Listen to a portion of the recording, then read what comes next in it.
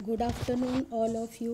बच्चों, आज की मेरी वीडियो समास पर आधारित है, जिसके अंतर्गत गत वर्ष परीक्षाओं में पूछे गए प्रश्नोत्तर की श्रृंखला है।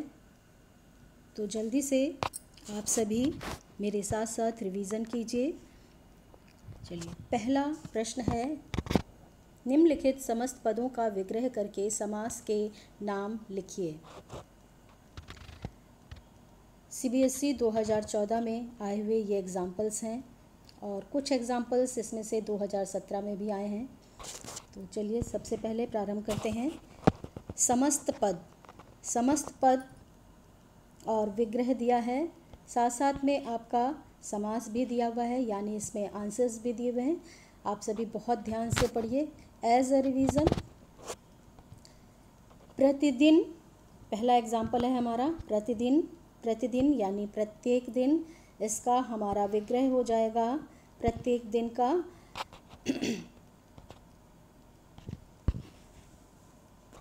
अव्ययी भाव समास, यानी हमारा जो पहला पद है प्रतिदिन यानी प्रत्येक दिन, और विग्रह करने पर प्रत्येक दिन आ रहा है। इसमें आपका जो है दिन के साथ में प्रत्येक लगा हुआ है, प्रत्येक आपका अव्यय है और इसी के अकॉर्डिंग ये पूरा ही पद आपका अव्यय बन जाता है।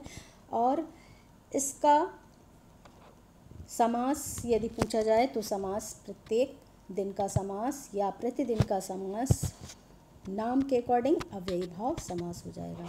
यानी प्रतिदिन अव्ययी भाव समास है क्योंकि इसमें प्रति अव्यय लगा हुआ है, इसी से दिन भी अव्यय बन गया है। प्रतिदिन पूरा शब्द ही अव्यय है। नेक्स्ट हमारा शब्द है चौमासा यानी 4 मासों का समूह। अब जैसा कि आप सभी देख रहे हैं, इस पद में पहला हमारा जो पद है, पूर्व पद है, वो क्या है? संख्यावाची विशेषण है। क्या है? संख्यावाची विशेषण। संख्या है, ये संख्या जैसा शब्द दिख रहा है, तो संख्यावाची विशेषण होने से क्या हो गया है? संख्यावाची विशेषण होने से यह पद हमारा द्विगु समास के अंतर्गत आएगा। चलिए इसका आंसर देख लेते हैं हम लोग, द्विगु समास। नेक्स्ट हमारा सेंटेंस है, नेक्स्ट हमारा शब्द है भरपेट। भरपेट का विग्रह होगा पेट भर कर। यहाँ पर भर आपका अव्यय शब्द है, इसमें यदि हम विग्रह करेंगे तो पेट भरकर हो जाएगा। और चूँकि भर पेट में भर अव्यय है, इसलिए ये पूरा शब्द ही आपका अव्यय बन गया है और यह हमारा अव्ययी भाव समास है। चलिए इसका आंसर भी देख लेते हैं, अव्ययी भाव समास। नेक्स्ट है हमारा चौराहा। चौराहा मीन्स 4 राहों का समाहार, यानी वह स्थान जहाँ पर 4 राहें मिलती हैं। चौराहे से तो आप सभी परिचित हैं। चौराहा 4 राहों का समाहार। इसमें भी पहला पद हमारा क्या है? चौ यानी 4। ठीक है, तो जहाँ पर पहला पद संख्यावाचक हो या संख्यावाची विशेषण हो, वहाँ पर राहें कितनी हैं? 4 हैं, तो वहाँ पर आपका हो जाएगा द्विगु समास। चलिए हमारा आंसर देख लेते हैं हम। यहाँ पर आंसर गलत दिया हुआ है, कर्मधारय लिखा है, लेकिन यहाँ पर होगा हमारा द्विगु समास। ठीक है, तो इस चीज़ का ध्यान रखिएगा, कभी कभी आंसर गलत भी लिखा होता है। द्विगु समास आप सभी जानते हैं, कर्मधारय में विशेषण और विशेष से आता है, लेकिन द्विगु समास में क्या जाता है? द्विगु समास में हमारा पूर्व पद संख्यावाची विशेषण होता है। नेक्स्ट वर्ड है हमारा दही बड़ा। दही बड़ा यानी दही में डूबा हुआ बड़ा। विग्रह करने पर दही में डूबा हुआ बड़ा आएगा। अब यहाँ पर हमें ये देखना है कि इसमें किस विभक्ति का लोप हो रहा है। में विभक्ति का लोप हो जाएगा जब हम समस्त पद बनाते हैं, तो इसके अकॉर्डिंग हमारा आंसर क्या होना चाहिए? तत्पुरुष समास। तो देखिए हमारा आंसर क्या है? तत्पुरुष समास है। चलिए नेक्स्ट हमारा वर्ड है राजपुत्र। राजपुत्र यानी राजा का पुत्र। अब यहाँ पर देखिए, इस समस्त पद में किस विभक्ति का लोप हो रहा है? राजपुत्र में का विभक्ति का लोप हो रहा है। तो का विभक्ति का लोप होने के कारण यहाँ पर कौन सा समास आना चाहिए? जहाँ पर विभक्तियों का लोप होता है, तत्पुरुष समास आ गया हमारा। यहाँ पर देखिए ये तत्पुरुष समास है। इस प्रकार राजपुत्र तत्पुरुष समास के अंतर्गत आएगा। अब चूंकि का विभक्ति का लोप आ रहा है, तो संबंध तत्पुरुष के अंतर्गत भी आ जाएगा। नेक्स्ट वर्ड है हमारा चंद्रशेखर। चंद्रशेखर इसका विग्रह करेंगे तो क्या हो जाएगा, चंद्र है शिखर पर जिसके, शिखर यानी सिर पर, ठीक है, अर्थात कौन, शिव।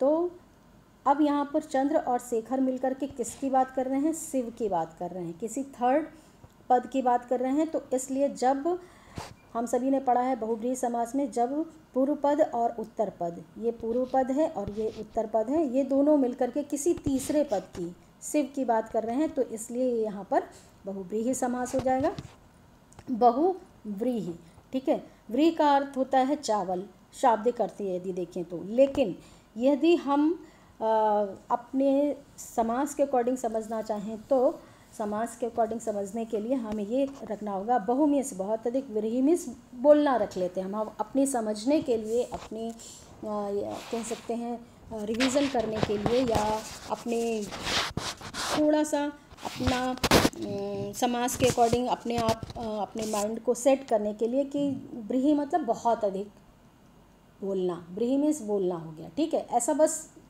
रियल अर्थ उसका चावल है, लेकिन हम व्रीहि मतलब बोलना कर लेते, तो बहुव्रीहि बहुत अधिक बोलना, बहुत अधिक बोलना यानी पूर्व पद उत्तर पद दोनों ही मिलकर के बोल रहे हैं, किसके लिए बोल रहे हैं, तीसरे पद के लिए बोल रहे हैं, तो ऐसे में क्या हुआ, हमारा बहुव्रीहि समास हो जाएगा, ठीक है।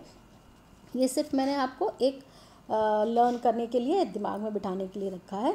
तो ये देखिए यहाँ पर बहुव्रीहि समास हमारा हो जाएगा इसका, चंद्र है शिखर पर जिसके, बहुव्रीहि समास। नेक्स्ट वर्ड है हमारा पराधीन, और ये वाला शब्द 2015 में आ चुका है CBSE। पराधीन, पर के अधीन, ठीक है, यानी किसी दूसरे के अधीन, पर के अधीन, किसी दूसरे के अधीन, किसके अधीन, पर मतलब दूसरे के। अब यहाँ पर देखिए हमारा किस विभक्ति का लोप हुआ है, के विभक्ति का लोप हुआ है, तो जहाँ पर विभक्तियों का लोप होता है वहाँ पर तत्पुरुष समास हो जाएगा।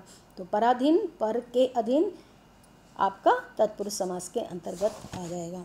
आई होप आप सभी को यह वीडियो पसंद आई होगी।